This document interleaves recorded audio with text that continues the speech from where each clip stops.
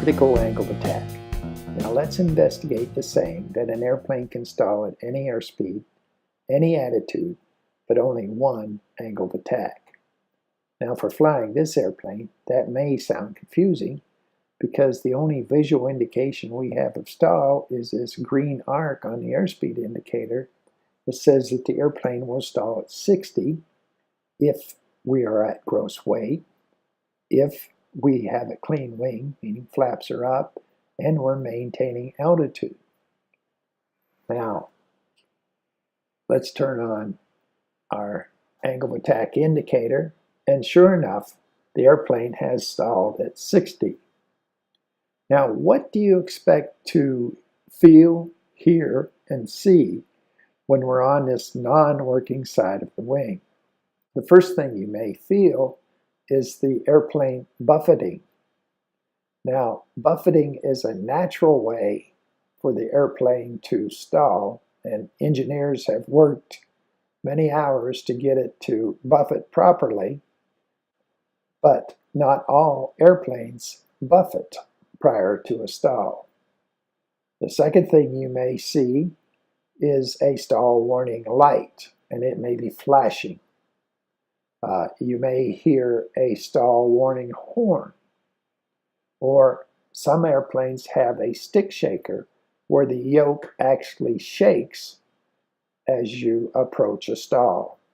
And a couple airplanes have what you call a stick pusher, where the nose is pushed forward, or the yoke is pushed forward as you approach the stall. Now the stall warning light, the stall warning horn, the stall warning shaker, the stall warning pusher, how do you think those systems are activated? That's correct. You have an angle of attack device on your airplane, and you may not have recognized it. So what would be your immediate response if you activated one of these stall warning systems? Of course, you would want to get to the working side of the wing where lift equals weight. Now I'll take the airplane off pause. I'm going to push the nose forward with the yoke, and let's see what happens. Here we go. There we go. We came out, we're from red to green as our dream. One other thing I want you to note is our G meter, which shows you gravity. We used about a half a G. And as my friends at APS would say, push until you're light in the seat straps. Now, let's look at the airspeed indicator and try to figure out how we can stall the airplane at any airspeed. Now, I'm going to get a little aggressive on the yoke. I'm going to push down. I'm not adding power at this point, but I'm just doing this. We'll take the airplane up to 100, and bingo. I've stalled the airplane at, almost 90. So, as you can see, our green arc is not going to save us just because it said that the airplane would stall at 60. Okay, the next concept that I want to talk about is our base to final turn or final approach to the runway. Sadly, this is the one we read about on the front page of a lot of newspapers. Now, as you can see, I have flaps out. So if you remember from our beginning of telling you how to use Alpha Trainer, when the flaps are extended, we will read the whole airplane's angle of attack, not just the wings. Now, just for demonstrational purposes, I'm going to bring that up, and the protractors come out automatically. And that way we can show you each side's angle of attack, each side of the wing. Now, to do this particular stall, we need to have a side force, or what we call a side slip. Now, when you apply a side slip, one wing will have a higher angle of attack than the other. And why that's so important is that wing with the higher angle of attack will drop first. Let me show you a little bit of side slip. I'm just going to use the rudder. Now there's other factors that may cause side slip, but this is it. But you can see here that this is what we call side slip. So we're going to turn our base leg to our final leg. I have it in a turn. We're slowing the airplane down.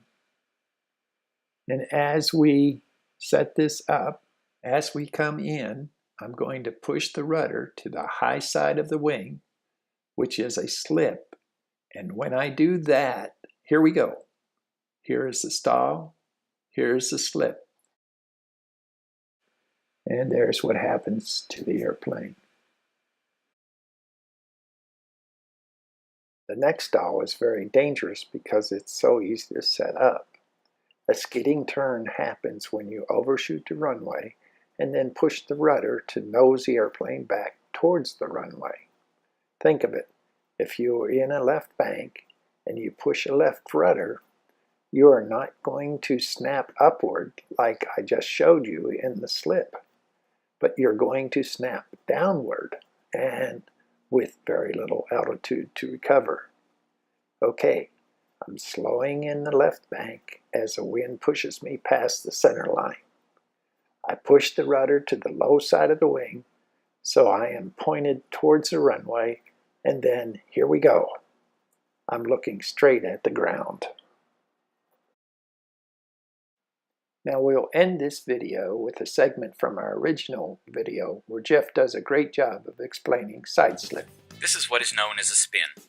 Only flight instructors are required to demonstrate these, and the airplane must be approved for these maneuvers. There are many things to note, but there are two of utmost importance. 1. The airplane is stalled and stays in a stall. And 2. Yaw is present in the stall due most commonly to inappropriate rudder application by the pilot.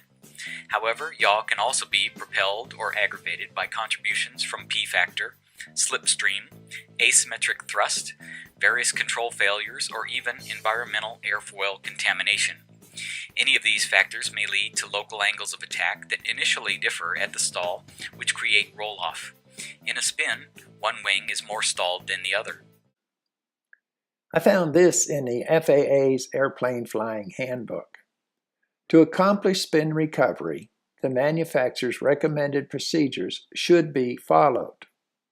In the absence of the manufacturer's recommended spin recovery procedures and techniques, the following spin recovery procedures are recommended. Step 1. Reduce the power, the throttle, or throttles, to idle. And that's because a fast-turning prop is one big gyro. Step 2. Position the ailerons to neutral. Step 3. Apply full opposite rudder against the rotation. And that should stop the spinning. Step 4.